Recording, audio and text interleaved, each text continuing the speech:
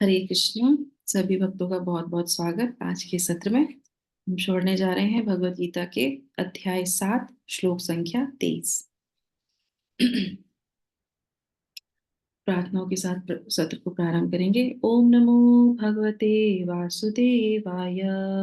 ओम नमो भगवते वासुदेवाय। ओम नमो भगवते वासुदेवाय। ओम अज्ञानतिमिरान्धस्य ज्ञानाञ्जनशलाकया चक्षुरुन्मीलितं येन तस्मै श्रीगुरुवे नमः। नमः ओं विष्णुपादाय कृष्णपृष्ठाय भूतले श्रीमते भक्तिवेदांत स्वामिन् इति नामिने। नमस्ते सारस्वते देवे गौरवाणी प्रचारिणे निर्विशेष शून्यवादी पाश्चात्य देश तारिणे। जय श्री कृष्ण चैतन्य प्रभु नित्यानंदा श्री अद्वैत गदाधर श्रीवासादि गौर भक्तवृंदा। हरे कृष्णा कृष्णा कृष्णा हरे हरे, हरे राम राम राम हरे हरे। जगत गुरु शिला प्रभुपाद की जय। भगवत वाणी भगवत गीता जी की जय। गुरु महाराज की जय। हरे कृष्णा। चलिए तो श्लोक संख्या 23 पढ़ेंगे। अंतवत्तु फलं तेषां तद्भक्त्यालपमेधसाम् देवान् देवयजो जन्ति मद्भक्ता यान्ति मामपि। तो भगवान इस श्लोक में बोल रहे हैं, अल्प बुद्धि वाले व्यक्ति देवताओं की पूजा करते हैं और उन्हें प्राप्त होने वाले फल सीमित तथा क्षणिक होते हैं। देवताओं की पूजा करने वाले देवलोक को जाते हैं, किंतु मेरे भक्त अंततः मेरे परम धाम को प्राप्त होते हैं।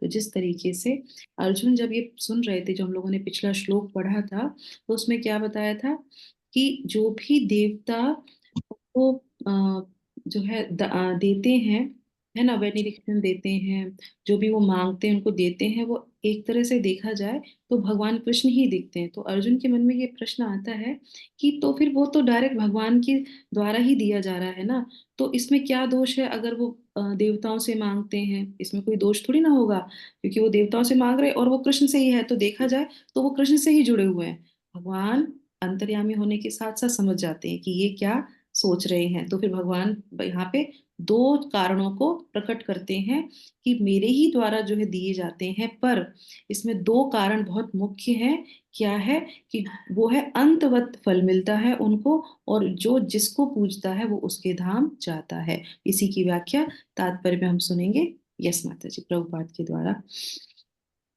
सुमन माता जी पढ़िए। हरे कृष्ण। तात्पर्य श्रील प्रभुपाद की जय। भगवत गीता के कुछ भाष्यकार कहते हैं कि देवता की पूजा करने वाला व्यक्ति परमेश्वर के पास पहुंच जा सकता है, किंतु यहाँ ये स्पष्ट कहा गया है कि देवताओं के उपासक भिन्न लोक को जाते हैं। ये विभिन्न देवता स्थित है, ठीक उसी प्रकार जिस तरह सूर्य की उपासना करने वाले सूर्य को या चंद्रमा का उपासक चंद्रमा को प्राप्त होता है। इसी प्रकार यदि कोई इंद्र जैसे देवता की पूजा करना चाहता है तो उसे पूजा जाने वाले उसी देवता का लोक प्राप्त होगा।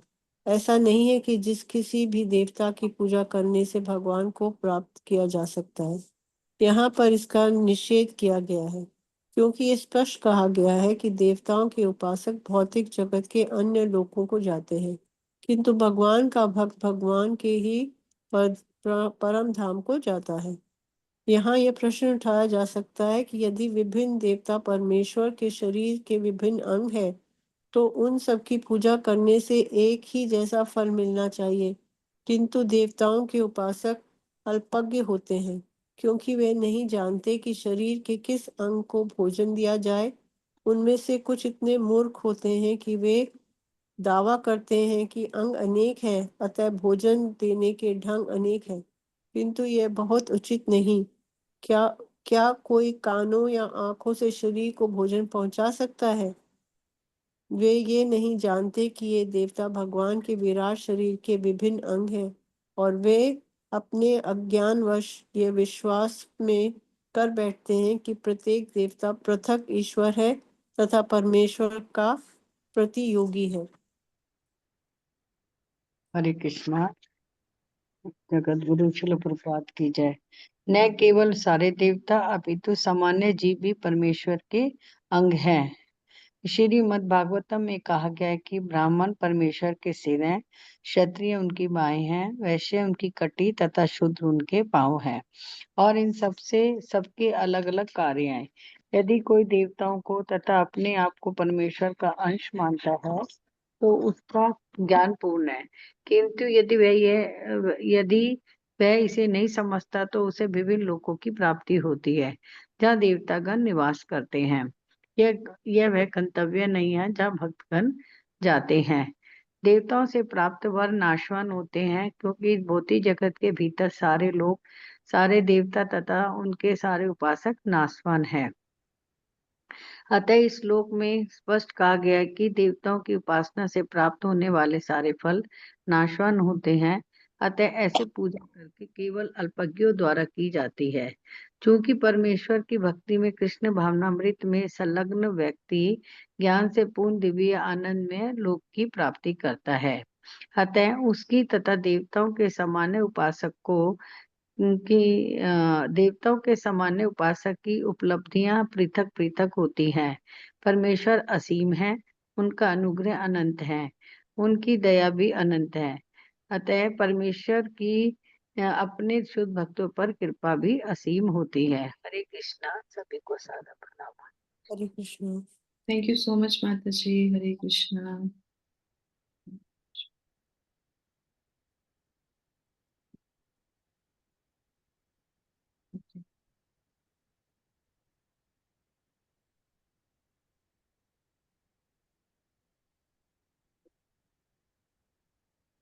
हरे कृष्णा। तो अभी हम लोग, हाँ, तो यहाँ पे प्रभुपाद ने दो चीजों को, दो दोषों के बारे में हमने सुना। कौन कौन से दो दोष हैं?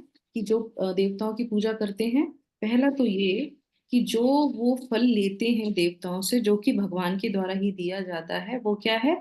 अल्पवत है। अल्पवत का मतलब क्या है? यहाँ पे लिखा हुआ है ट्रांसलेशन में, क्या है? नाशवान है, उसका नाश हो जाता है। दूसरा क्या है? जिसकी वो पूजा करेगा उसी के ही लोग वो जाएगा। तो हम लोगों ने दो सेशन पहले जब शुरू किया था हमने ये मिसप्लेस सरेंडर, तो उसमें मैंने आपको चार्ट दिखाया था, है ना? तो आप कोई बता सकता है कि जो देवता है वो कौन से लोक में रहते हैं? मनुष्य किस लोक में है? 14 प्लेनेटरी सिस्टम, भूलोक। भूलोक में। भूलोक। यस, हम लोग रहते हैं भूलोक में। और देवता कहाँ रहते हैं? देवलोक। स्वर्गलोक। हम्म, स्वर्गलोक। स्वर्गलोक में। हम्म, इंद्रलोक। इंद्रलोक, हाँ, उसको इंद्रलोक भी बोलते हैं, सही है। और वो क्या है? जैसे हमारा 7th नंबर है, तो वो कौन सा नंबर है? 8th और 9th नंबर है, कहते हैं 9th नंबर पे है। तो वो बहुत ऊपर नहीं है। अब उसमें क्या होता है, तो उसको हम आप थोड़ा सा यहाँ पे समझेंगे, ठीक है? तो यहाँ पे सबसे पहले क्या शब्द आ रहा है? यहाँ पे आ रहा है अंतवत्तु फलम तेषाम तद्भवति अल्प मेधसाम, है ना? तो उन अल्प बुद्धि वालों को यहाँ पे जो है उनको जो भी देवताओं की पूजा करते हैं उनको क्या बोला जा रहा है? अल्प बुद्धि वाला। तो सबसे पहले हमें यहाँ पे ये समझना चाहिए, भगवत कोई भी व्यक्ति जो भी देवताओं की पूजा करते हैं, देवी देवताओं की पूजा करते हैं, उसमें कोई भी बुराई नहीं है। वो हमारी सहायता ही करते हैं, ठीक है? पर भगवान कहते हैं कि कोई बात नहीं, उदार चित्त वाले भी होते हैं, मेरे शरण में आते हैं। पर फिर भी हमने देखा है, आप अपने जीवन से भी हम लोग देख सकते हैं कि हम जब श्री कृष्ण की पूजा करते हैं, उसके साथ साथ देवी देवताओं को भी उनके साथ में एक ही प्लेटफॉर्म पे रख देते हैं। क्या वो रखना अच्छा है? नहीं, क्योंकि उनकी स्थिति नहीं है। अगर हम उस प्लेनेटरी सिस्टम के हिसाब से भी देखेंगे ना, तो भगवान की स्थिति क्या है? ऊपर है। तो अगर हम अपने ऑल्टर में भगवान को बिठालते हैं, भगवान श्री कृष्ण को या राम को, तो हमें उनको सबसे ऊंचा स्थान देना चाहिए। अब अपने देवी देवताओं को आप नहीं हटाना चाहते हैं, जिसकी भी पूजा करते हैं, देवी जी की करते हैं, जिसकी भी करते हैं, उनको उनसे थोड़ा सा नीचे का स्थान दीजिए, क्योंकि ये प्लेनेटरी सिस्टम में भी यही ऐसे ही स्थान रखा गया है। तो कभी भी यार नहीं हटाना है, कोई बात नहीं, मत हटाइए, पर उनका स्थान नीचे रखना चाहिए, ठीक है? और दूसरा यहाँ पे क्या है अब, कि हम उनकी पूजा करते हैं, वो उनके अंग है, तो उसमें कोई दोष नहीं। तो शिला प्रभुपाद यहाँ पे बहुत अच्छी तरीके से उन्होंने समझाया कि उनके ही अंग हैं। और इसीलिए शास्त्रों में क्या बोला जाता है कि अगर प्लांट को जड़ में पानी दोगे तो सब में पानी चला जाएगा, अलग से किसी पत्ती को देने का जरूरत नहीं है। तो एक चीज हमेशा ध्यान रखनी चाहिए कि अगर हम कृष्ण को पूज रहे हैं तो हम सभी देवी देवता को पूज रहे हैं, उसमें कोई भी दोष नहीं है और वो भी बहुत प्रसन्न होते हैं। तो इस संदर्भ में भी मैं आज थोड़ी सी आपको कथा सुनाऊंगी, है ना। तो यहाँ पे एक एग्जाम्पल ले लेते हैं कि किस तरीके से अल्प वक्त है, मतलब नाशवान होता है, जो कि हमें देवताओं से मिलता है। इसका बहुत अच्छा उदाहरण कौन सा है? हिरण्यकश्यपु। हिरण्यकश्यपु ने किससे जो है लिया था पुण्य, और ये जो बेनेडिक्शन लिया था किससे लिया था? ब्रह्मा जी से। ब्रह्मा जी से। और कितनी कब तक तपस्या की थी? उन्होंने देवताओं के जो है देवताओं के हिसाब से जो है, मतलब उनके जो है काल के अनुसार तो उन्होंने 100 वर्ष जो है तपस्या की। देवताओं के अनुसार 100 वर्ष तक तपस्या की, और मनुष्य के लोक के अनुसार उन्होंने 36,000 जो है साल उन्होंने तपस्या की। तब जाके उनको वो बेनेडिक्शन मिली। अब इतने साल जब कोई तपस्या करेगा तो कम से कम उतना टाइम तो रहना चाहिए वो बेनेडिक्शन, करेक्ट। पर क्या हुआ? क्या हुआ? तुरंत खत्म हो गया। वो जैसे ही भगवान प्रकट हुए वो बेनेडिक्शन रुका नहीं रुका। तो क्या हुआ? इतना तपस्या करने का कोई फल मिला? कोई भी फल नहीं मिला, है ना। तो इसी से हम जो है समझ सकते हैं।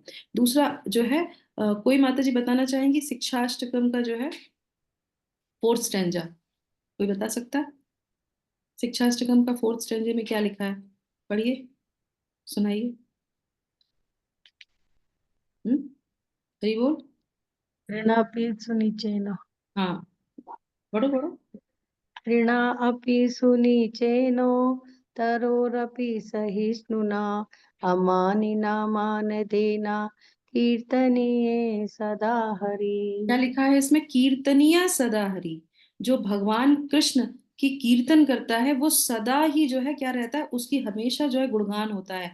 ये बिल्कुल यहाँ से अपोजिट हो गया। पर ऐसा देवी देवताओं के कहीं पे भी नहीं लिखा कि वो अगर गाएंगे तो वो जो है हमेशा जो है उनका वो रहेगा, नहीं। वो किसी न किसी काल और क्रम के अनुसार वो क्षीण हो जाता है, ठीक है।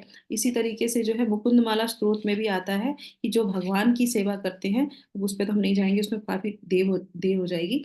तो उसमें भी ये बताया जाता है कि जो है किस तरीके से जो भगवान की सेवा करते हैं, जो भगवान हरि का नाम लेते हैं, वो हमेशा ही उन्नत होते रहते हैं, और उनका जो भी पुण्य होता है वो कभी भी क्षीण नहीं होता है। और आज हम लोग जो हरि नाम ले रहे हैं, भगवान का नाम ले रहे हैं, ये जो हमने थोड़ी सी भी पुण्य इकट्ठे किए हैं और जो हम हरि नाम ले रहे हैं, ये हमारे साथ जाएगा, ये क्षीण नहीं होगा। और देवी देवताओं के साथ जो भी हम पूजा अर्चना या उनका गुणगान करते हैं, उससे हमें पुण्य इकट्ठे होते हैं, पर वो क्या होता है, पुण्य नाश हो जाते हैं। अब इसके बाद आ जाते हैं भगवान क्या बोल रहे हैं ऐसे लोगों को? अल्प बुद्धि वाले, है ना। उन्होंने क्या बोला? अल्प बुद्धि वाले। तो दूसरा हमें लेसन ये मिलता है कि हमें ये ध्यान रखना चाहिए कि भगवान भी देवी देवताओं की पूजा करने वाले को अल्प बुद्धि कह रहे हैं। तो हमें क्या बनना चाहिए? हमें अल्प बुद्धि वाला नहीं बनना चाहिए, हमें बुद्धिमान बनना है और सही जगह पे अपनी शरणागति देनी है, जो हम इस सेक्शन में इन श्लोकों से सीख रहे हैं, ठीक है। दूसरा क्या आ गया? उसके बाद है कि और दूसरा क्या है? दूसरा अल्प बुद्धि के लिए एक और चीज होती है कि अल्प बुद्धि वाला क्या नहीं सोच पा रहा है। ये जो हमने सुना अभी, क्या नहीं सोच पा रहा है इसमें? जैसे कि देवताओं की पूजा करते, चलो हमें पुण्य मिल गया, और कौन सी ऐसी चीज है जिसे वो नहीं सोच पाता है और भगवान देवताओं के पास चला जाता है? कोई बता सकता है? कौन सी ऐसी चीज है जो उसको समझ में नहीं आ रही इसलिए वो देवताओं के पास जा रहा है? अभी हम लोगों ने पूरी सीरीज ऑलमोस्ट खत्म कर ली है, ये 20 से लेके 24 तक के श्लोकों में हमने पढ़ लिया, 23 तक के श्लोकों में 2 श्लोक और है। ऐसी कौन सी चीज होती है जो नहीं सोच पाता है वो? बच्चे का हमने उदाहरण दिया, हाँ, ये सनीता माता जी। कौन बताना चाह रहा है? रागनी। भगवान जो है सुप्रीम है। हम्म। वो ये नहीं समझ पाता है कि कृष्ण ही जो है कि यस। सुप्रीम पर्सनालिटी है। तो हाँ, वेरी नाइस माता जी। तो भगवान supreme personality of God head है, अगर वो समझ जाए तो वो बहुत ही बुद्धिमान है, क्योंकि बोलो ऐसा तो दुर्लभ होता है जो भगवान कृष्ण को समझ लेता है। पर यहाँ पे क्या है, जो डिजायर हम लोग करते हैं। इच्छा ये इच्छा। जगत मिथ्या है तो वो मिथ्या को ही is not able to get out of it. Yes, correct. ये जगत मिथ्या है, और वो जगत में रहने वाली चीजों में ही जो है देवी देवताओं को पूछता रहता है, हमको ये मिल जाए हमें। उसको वो नॉलेज नहीं होती है कि इस जगत से परे भी एक जगत है, इस जगत से मुझे बाहर निकलना है, मुझे बार बार इस जगत में नहीं आना है। मतलब हम जीते जीते जो है दूसरे जन्म के बारे में विचार करना, कि हम क्यों आए हैं, हमारा मोटिव क्या है, हम जो है कैसे यहाँ से निकल सकते हैं, वो नॉलेज उसको नहीं होती है। इसीलिए वो क्या करते हैं, देवी देवताओं की शरण में चले जाते हैं। हम लोग को देखिए, जैसे हम लोग कृष्ण भावना भावित में आते हैं तो हमको सबसे पहले क्या बताया जाता है, आपका गोल क्या है, आप इस जीवन में क्यों आए हैं, यहाँ पे आपने जन्म क्यों लिया है। इससे पहले हमको कभी किसी भी देवी देवता के शास्त्र में ये नहीं लिखा है कि आपका गोल क्या है ना, लिखा है, नहीं लिखा है। तो इसीलिए इसीलिए उनको अल्प बुद्धि वाला बोलते हैं, क्योंकि उनको वो पूर्ण ज्ञान ही नहीं है कि आपको इसके बाद कहाँ जाना है। ठीक है, तो इस तरीके से इसलिए भगवान यहाँ पे उनको अल्प बुद्धि कह रहे हैं। तो अब दूसरा क्या है, देवान देव यज्ञा यान्ति मत भक्ता यान्ति माम तो अपि। तो देवताओं के पूजक देवताओं के निकट जाते हैं, और तथा मेरे भक्त मेरे पास आते हैं। भगवान यहाँ पे क्लियरली बोल रहे हैं, देवताओं की पूजा करोगे उसी लोक में जाओगे, और उस लोक में, और मेरी पूजा करने से मेरे लोक में आएंगे, है ना। तो इसको हम लोगों ने भगवत गीता के 8वें अध्याय के 16वें श्लोक में भी जो है भगवान इसकी पुष्टि करते हैं ना। एक संस्कृत में एक श्लोक है बहुत अच्छा सा, वो मैं आपको बताती हूँ। ये सुभाषित में आता है, आकाशात पतितम तोयम, आकाशात पतितम तोयम, तोयम मतलब क्या होता है, पानी। आकाश से जो पानी गिरता है, यथा गच्छति सागरम, वो सारा जो है कहाँ मिलता है, सागर में ही जाके मिलता है।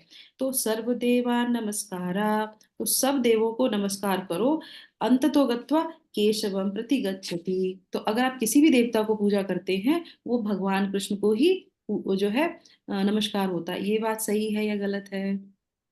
सही है। सही बात है। सही है।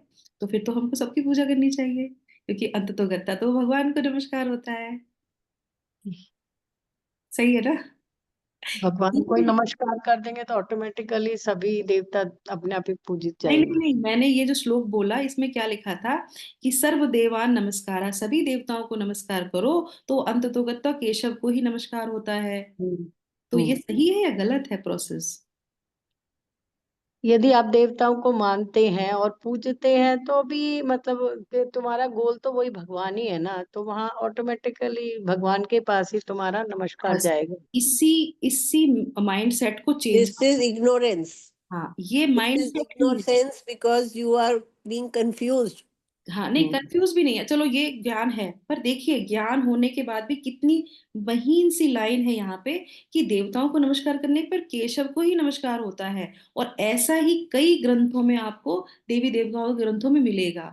तो जब आपको पता है कि इनको नमस्कार करने से केशव को नमस्कार होता है, मतलब जैसे आपने बृहस्पतिवार की पूजा करी, या कुछ और बहुत सी ऐसी पूजाएं होती छोटी छोटी, उसमें लिखा होता है कि ओम जैसे लगाते हैं, विष्णु को समर्पित हो जाता है। तो उनकी पूजा करने से सब कुछ विष्णु को ही जाता है, कृष्ण को ही जाता है, तो कृष्ण को करने से उनको नहीं जाएगा। पहले हमें उसको, सुप्रीम को नमस्कार करना है, वो अपने आप उनको चला जाएगा। तो यहाँ पे पलट गया है चीजें। तो हमें ये ध्यान रखना चाहिए कि जब हम कृष्ण को नमस्कार करते हैं तो सबको चला जाता है। तो इसीलिए ये माइंड सेट को चेंज करना है, क्योंकि भगवान बोल रहे हैं भगवत गीता में, ये अल्प बुद्धि वाले हैं जो इधर नमस्कार कर रहे हैं, मुझे नमस्कार करोगी तो भी उनको आएगा, तो हमें उनको नमस्कार करना है। ठीक है, ये चीज ध्यान रखनी चाहिए। ठीक है, और उनकी अवहेलना नहीं करनी चाहिए, क्योंकि वो भगवान के अंग हैं, वो उनके अंडर में जो है कार्य करते हैं। ठीक है, अब इसी से संबंधित जो है आपको मैं बताती हूँ कि एक और है जो ये दोष बताया गया है ना। एक तो ये हो गया कि भगवान के जो है भक्त भगवान के धाम को जाते हैं, देवताओं के जो है वो देवताओं के लोक में जाते हैं। अब उनके लोक में अगर चले भी जाए तो क्या नुकसान है बताइए।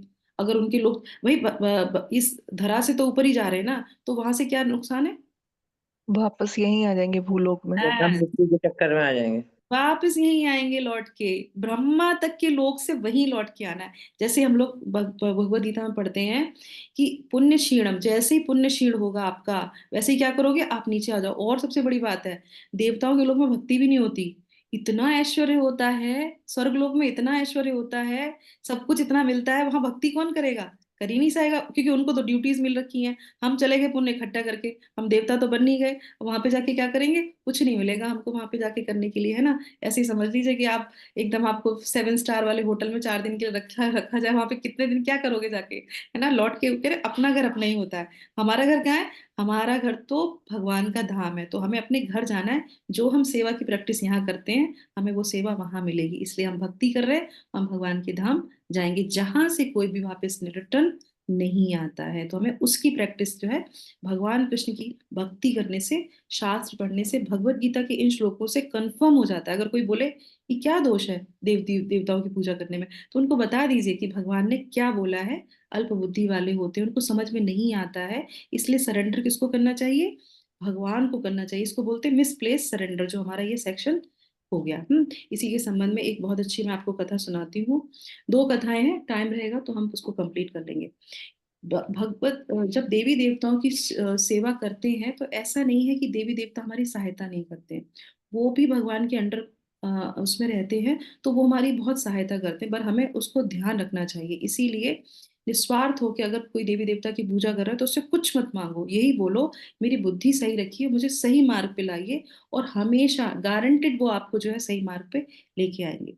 तो एक कथा आती है चैतन्य चरितामृत में। केशव कश्मीरी जो है एक पंडित थे, बहुत विद्वान, बहुत विद्वान।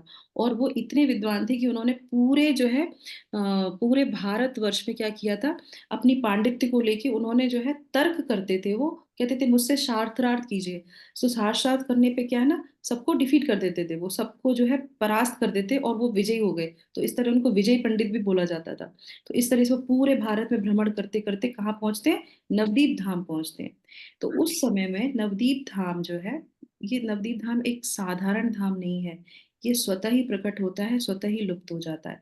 कोई भी, मैं अपनी बात बता रही हूँ आपको, जब मैं कृष्णा कॉन्शियस में नहीं आई थी, मैंने इस धाम का नाम ही नहीं सुना था। मैंने चैतन्य भगवान का नाम नहीं सुना था। आप सोचिए, इसी जगत में रहते हैं, उनकी इतनी पूजा होती है, इतना बड़ा धाम है जहाँ पे सब कुछ है। वहां पे जो भी चीजें आपको वृंदावन में मिलती हैं, जितने भी धाम हैं, सारे धाम नवदीप में रहते हैं, पर कोई भी नहीं जान सकता। क्यों? भक्तों के संग में आने के बाद ही वो हमारे सामने प्रकट हुआ। तो इस तरीके से बोला जाता है कि ज्ञान का स्रोत था नवदीप धाम।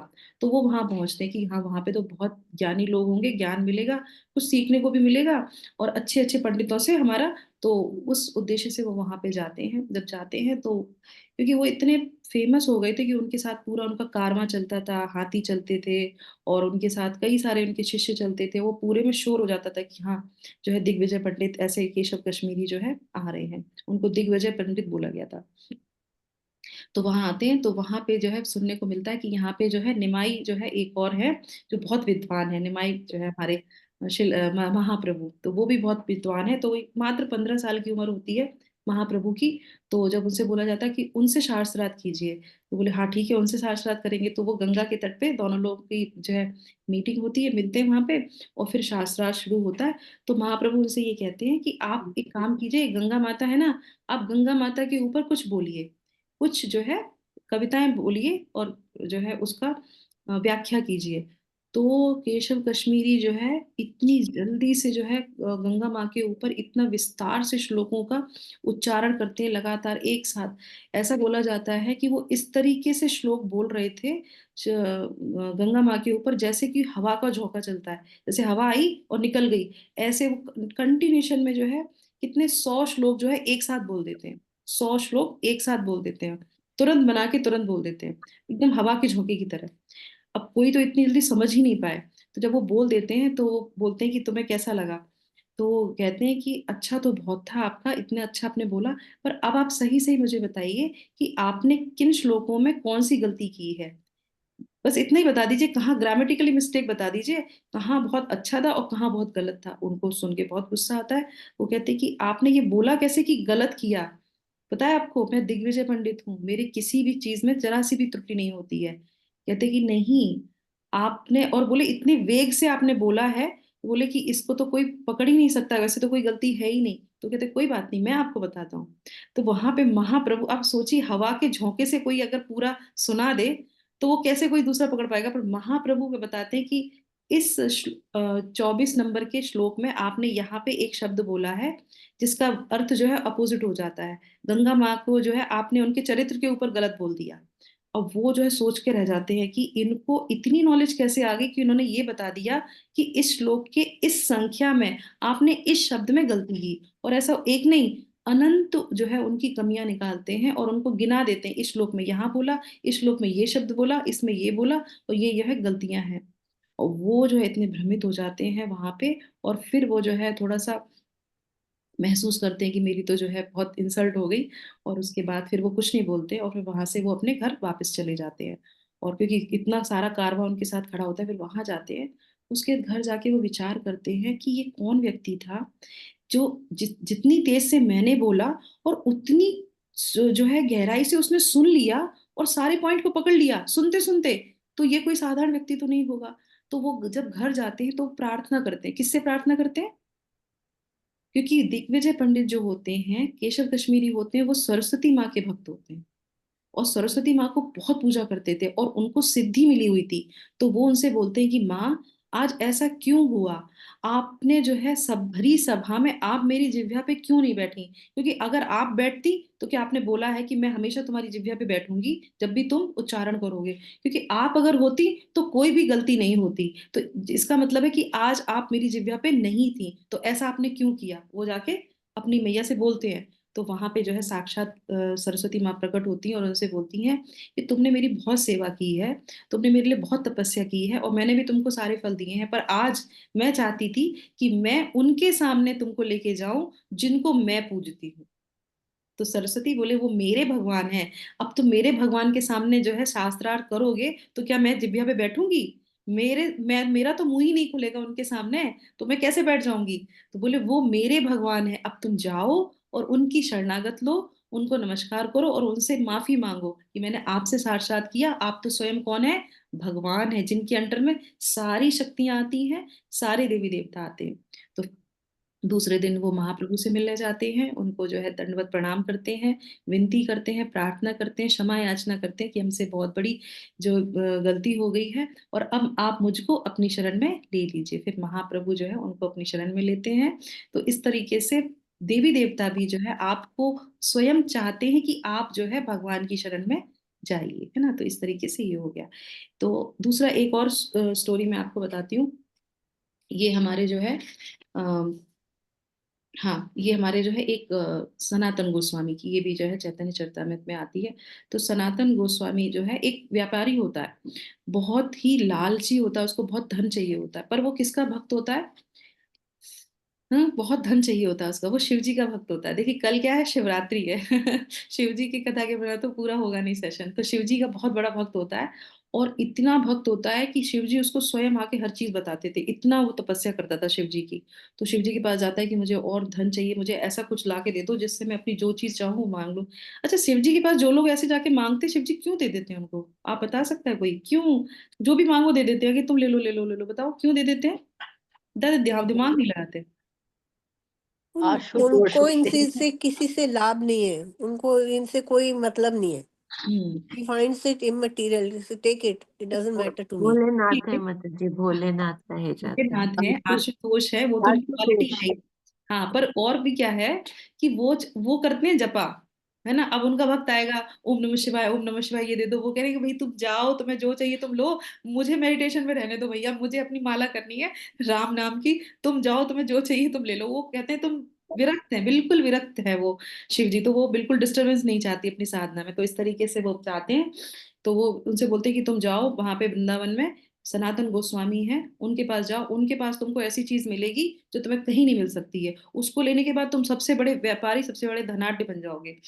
वो उनके पास पहुंचते हैं और बड़े उनको नतमस्तक होते हैं और कहते हैं कि मुझे जो शिव जी ने भेजा है और आप जो है मुझे आपके पास ऐसी चीज है जो कहीं किसी के पास नहीं है। बोले हाँ मेरे पास है, पारस मणि है मेरे पास। तो बोले कि मुझे मिल सकती है क्या? वो बोले हाँ बिल्कुल मिल सकती है, जाओ वो कूड़े के ढेर में पड़ी हुई है, ले लो जाके वहां से।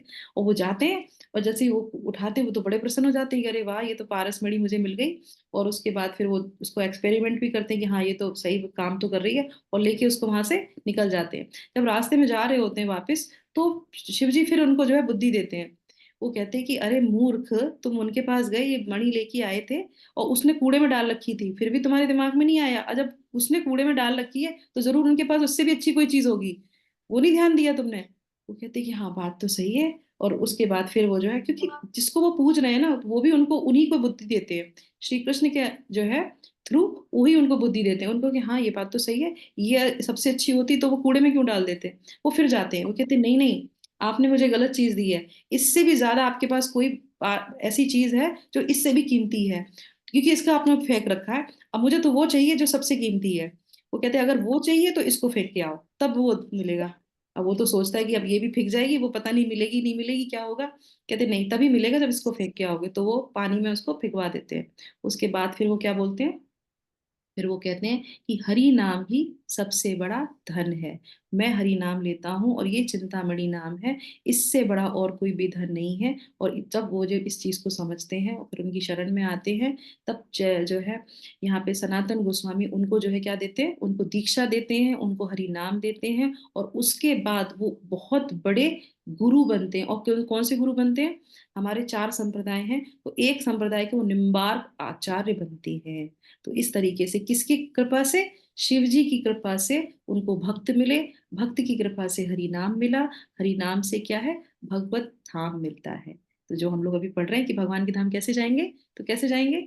हरे कृष्णा महामंत्र से ही जाएंगे, वही अल्टीमेट हमारा गोल है। हरे कृष्णा कृष्णा कृष्णा हरे हरे, हरे रामा रामा रामा हरे हरे। जय गुरु शिला प्रभुपाद की जय। तो हम सबके पास क्या है? चिंतामणि मणि है उसका नाम लीजिए और भगवत धाम पहुंच जाइए। तो कल हम जो है शिवरात्रि के दिन पढ़ेंगे अपना नेक्स्ट श्लोक। ठीक है? हरे कृष्ण। सभी लोगों को दंडवत प्रणाम। हरि ओम तत्सत। हरे कृष्ण।